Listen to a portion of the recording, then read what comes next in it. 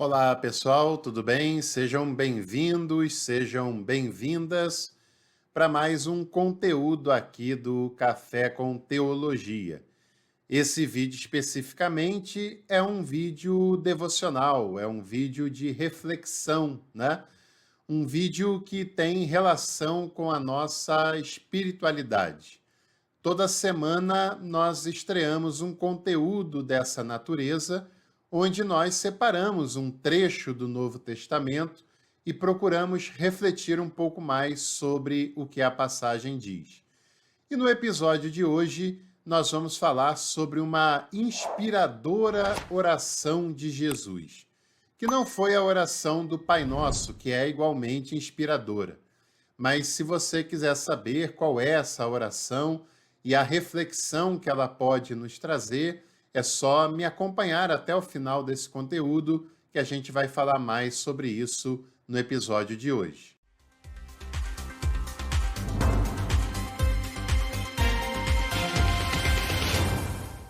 Fica também aqui o meu convite para você não apenas se satisfazer com o conhecimento superficial, não apenas conhecer por alto alguns temas da teologia, mas um convite para você aprofundar o seu conhecimento.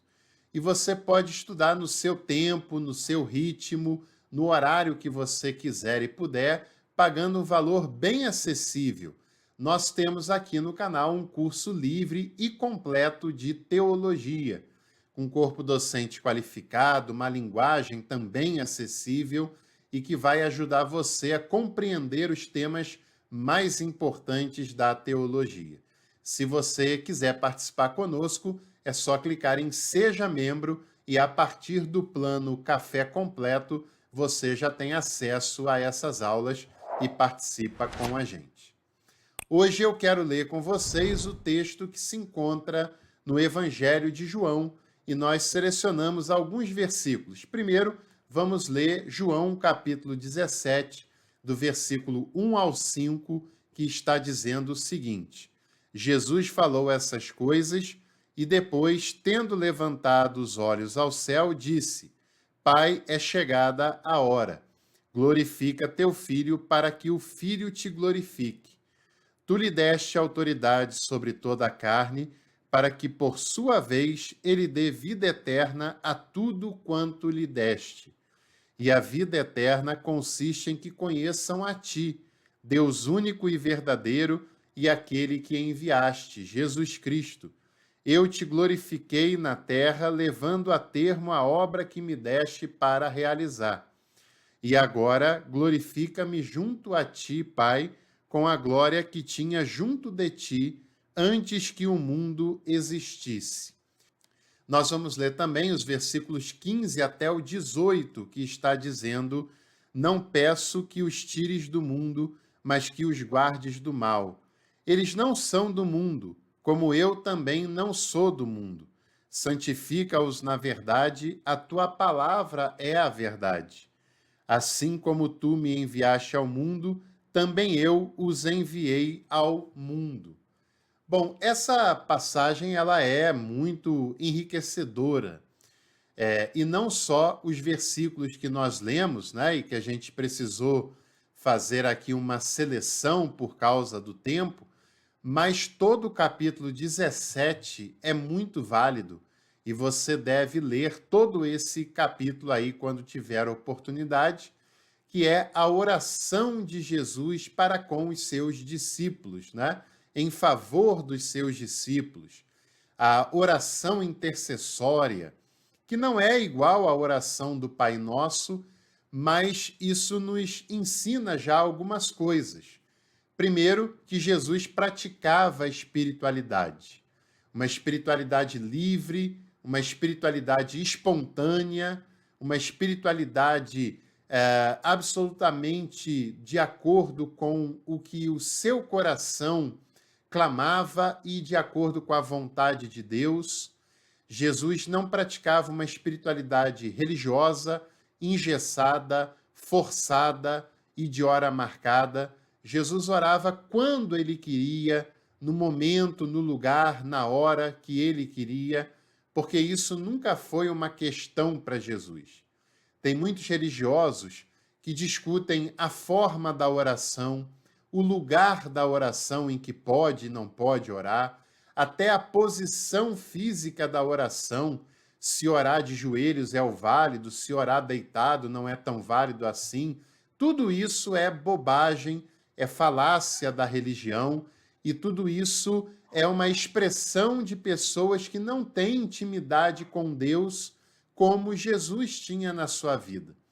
Porque para Jesus, que tem intimidade com Deus, não importa o lugar, a hora, a ocasião, se a pessoa tem o desejo de se comunicar com o seu Pai, esse é o momento dela falar com Deus, né? E Jesus fazia assim.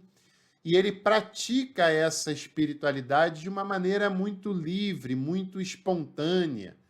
E ele faz isso com frequência, não só no caso de João 17, do Pai Nosso, mas dos momentos que ele afasta os discípulos e vai ao monte orar. E ele ora no monte, ora em casa, ora na tempestade, ora na bonança, ora com os discípulos, ora a sós, enfim. Jesus nos ensina muito mais sobre a liberdade que a espiritualidade nos traz e a sua espontaneidade do que uma fórmula ritualística de se pensar na espiritualidade, né? E Jesus está confessando e orando diante do Pai e abrindo seu coração para falar sobre o chamado que ele recebeu do Pai, de como ele exerce esse chamado, e ele ora principalmente pelos seus discípulos.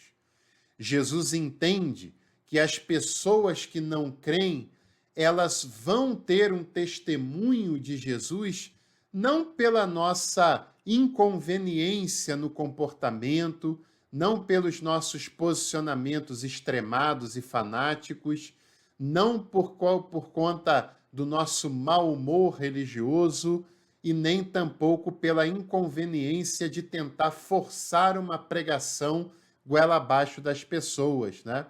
Jesus entende que através da prática do amor entre as pessoas que creem nele, as pessoas que não creem terão uma testificação de que o Pai o enviou a esse mundo.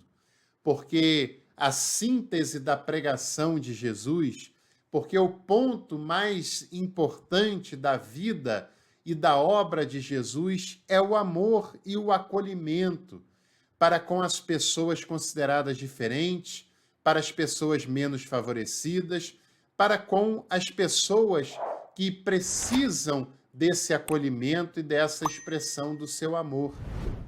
Agora, como nós podemos falar do amor de Jesus se as igrejas, de uma maneira em geral, se aproximaram tanto nos discursos de ódio, de radicalização, de polarização? Como nós podemos falar do amor de Jesus se pessoas que teoricamente deveriam ser os seus discípulos, suas discípulas, usam redes sociais e comentários para expressar o seu ódio por quem pensa diferente, o seu ódio por quem tem religião diferente, o seu ódio por qualquer outra pessoa?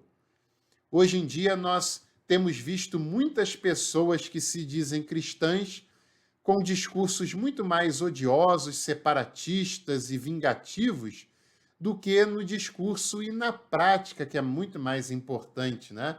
Muito mais importante do que o discurso é a prática de amor, de perdão e de acolhimento, inclusive pelas pessoas que são críticas e que são consideradas diferentes. Era isso que fazia diferença em Jesus. Era por isso que as pessoas, mesmo não gostando, mesmo não concordando, olhavam para Jesus e testificavam de que ele tinha autoridade. E a autoridade, como eu já falei em outras oportunidades, não era porque ele gritava, não era porque ele socava a mesa, não é porque ele determinava a sua pregação, mas porque as pessoas conseguiam ver em Jesus coerência entre a sua pregação e a sua prática de vida. Eram duas coisas que se harmonizavam, eram duas coisas que não eram divorciadas, eram duas coisas que eram inseparáveis. E, infelizmente, muitas pessoas que acham que ser cristão é ter uma igreja para frequentar, conseguiram aprender uma maneira anômala, uma maneira desconectada com Jesus e uma maneira absolutamente infeliz de separar o discurso religioso e a prática de uma vida verdadeira, autêntica, honesta, piedosa e principalmente amorosa. Jesus nos ensina que os discípulos cumprem o seu papel de testemunhar que creem em Jesus e de que o Pai enviou Jesus à Terra através do seu amor, através da prática do amor. Não através de discursos, não através de falas, de pregações, de influências, de poder, mas através da prática do amor no dia a dia. É essa espiritualidade de Jesus. Qualquer outra coisa que passe disso é conversa fiada da religião. Mas a única definição, por exemplo, que nós temos sobre quem é Deus no Novo Testamento é a da Epístola de João, que diz que Deus é amor. E Deus é amor e ponto final. Não tem vírgula e nem tem continuidade, porque toda a continuidade que vem depois disso é uma inserção humana e fala muito mais sobre quem insere do que sobre Deus, porque sobre Deus só há essa definição de que ele é amor e ponto final. Os seres humanos inseriram, é amor, mas é justiça, é amor, mas é fogo consumidor, mas nada disso está no texto. Nada disso está naquilo que é revelado através de Jesus, porque até a justiça divina, e ele é justo sim, mas é uma justiça que se baseia na misericórdia e não na retribuição. E lá nos outros versículos que nós também separamos, Jesus está pedindo a Deus para não tirar os seus discípulos do mundo. Essa espiritualidade alienadora, dualista, que enxerga o mundo como mal e nós como um gueto que devemos estar distantes, não é a espiritualidade de Jesus. Jesus diz ao Pai: peço não que os tire do mundo, mas que os guardes do mal, porque o mundo não tem apenas maldade, o mundo foi criado por Deus. É claro que há a presença do egoísmo, da ganância, da exploração, da malícia, mas o mundo não se resume ao mal. Mundo e mal são duas coisas diferentes. O mundo e a maldade não são sinônimos. Deus fez o mundo, Deus fez todas as coisas, e Jesus não nos chama para uma espiritualidade dualista e nem separadora. Jesus nos chama para viver a nossa espiritualidade no mundo em que nós estamos inseridos. Não faz sentido esse projeto de querer transformar o mundo como se fosse uma extensão da igreja. Não faz sentido esse projeto de querer se afastar do mundo, porque a espiritualidade de Jesus é uma espiritualidade mundana. É uma espiritualidade que está encarnada com a vida real, com a vida concreta, com os desafios que a pessoa tem no seu dia a dia, com as demandas que ela tem de encarar a cada momento, a cada dia, com a concretude da vida. Pessoas que se sentem incomodadas porque no ambiente de trabalho falam bobagem, ouvem músicas que não são religiosas. Pessoas que se sentem incomodadas de estar em festas familiares porque tem quem fuma, tem quem bebe, tem quem fala bobagem. É uma suposta pureza que beira a hipocrisia, porque a espiritualidade e a pureza de Jesus é de sermos santificados na sua palavra. A sua palavra, que é a boa nova de salvação, que é a boa notícia de Deus para a humanidade perdida, e não a mensagem de condenação, não a mensagem do inferno, porque essa pode ser a mensagem da igreja, mas não a mensagem de Jesus. A mensagem de Jesus é o reino de Deus, o reino que se opõe ao império, o reino que é acolhedor, o reino que é para todos e todas, o reino que é proclamado através do evangelho. Evangelho que significa boa nova, boa notícia, notícia de perdão, notícia de graça e de acolhimento para todas as pessoas. Jesus diz que os seus discípulos não são desse mundo, da estrutura desse mundo, embora muitos já tenham se envolvido já de corpo e alma e continuam condenando o mundo, né? Porque muitos acham que esse mundo, que o pior problema desse mundo é a questão moral, é a questão ligada à sexualidade. E é claro que isso pode ser perigoso, mas pior do que isso é o envolvimento político, o envolvimento de poder, o envolvimento de um projeto egocêntrico que muitos têm abraçado deliberadamente, enquanto que Jesus nos chama para sermos uma luz no meio das trevas. E claro, nem todo o mundo é composto por essas trevas, né? O mundo também é criado por Deus, e o mundo que é mau, que é criticado, é o sistema político, religioso, econômico, que já dominava aquela estrutura e que ainda tem as suas consequências em hoje. Mas nós devemos ser santificados, santificados de maneira humanizadora pela palavra de Jesus. É ela quem faz isso, só ela pode fazer isso. E a santificação para a qual Jesus nos chama é a santificação integradora e não dualista. É aquela que nos chama para viver na vida real e concreta a espiritualidade de Jesus de Nazaré. E se você gostou desse vídeo, deixa aqui a sua curtida, compartilhe esse conteúdo entre os seus contatos e eu desejo para você e sua família uma semana abençoada, de paz, de tranquilidade e de vivência da real espiritualidade de Jesus. Até o próximo vídeo, te espero por aqui.